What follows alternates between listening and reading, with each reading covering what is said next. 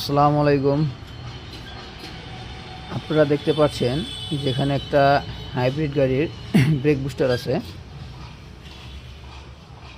আমরা এই হাইব্রিড গাড়ির ব্রেক বুস্টারটা চেঞ্জ করে দিয়েছি।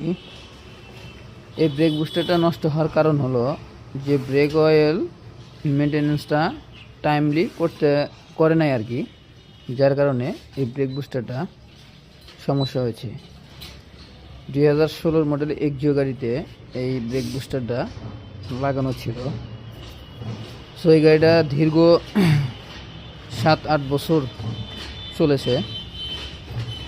এর ভিতরে এই গাড়িটার মানে এই ব্রেক বুস্টার যে ব্রেক অয়েলটা ছিল সেই ব্রেক অয়েলটা পরিবর্তন করা হয়নি, যার কারণে ব্রেক বুস্টারটা ধীরে ধীরে ড্যামেজ হয়ে যায়। পরবর্তীতে এটা যখন মিটার বোর্ডে কোনো অনাকাঙ্ক্ষিতভাবে এবিএস বা ব্রেকের যে সিগন্যালগুলো আসে সেই সিগন্যালগুলো আসছিল, পরে স্ক্যান করে আমরা দেখতে পেলাম যে এটার যে ব্রেক বুস্টারটা আছে সেই ব্রেক বুস্টারটা লিকেজ। তো যার কারণে আমরা এটা চেঞ্জ করে দিয়েছি। সো আমরা এই হাইব্রিড গাড়ি যারা মালিক আছেন তাদেরকে বলতে চাই যে আপনাদের গাড়িতে ব্রেক অয়েলটা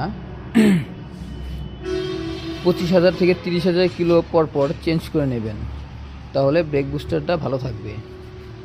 যদি চেঞ্জ না করেন তাহলে একটা সময় গিয়ে আপনার অনেকগুলো টাকা ক্ষতি হবে আর কি। সো এটা আমার বলা ছিল। তো এই ব্রেক বুস্টারের পাশাপাশি আমরা এই মোটরটা চেঞ্জ করে দিয়েছি, কারণ এটাকে পুরো কমপ্লিটলি চেঞ্জ করতে হয়। সো আপনারা আশা করি যে আপনারা ব্রেক বুস্টারের ব্রেক অয়েলটা টাইম টু টাইম মেনটেন্যান্স করবেন। আসসালামু আলাইকুম ওয়া রাহমাতুল্লাহ।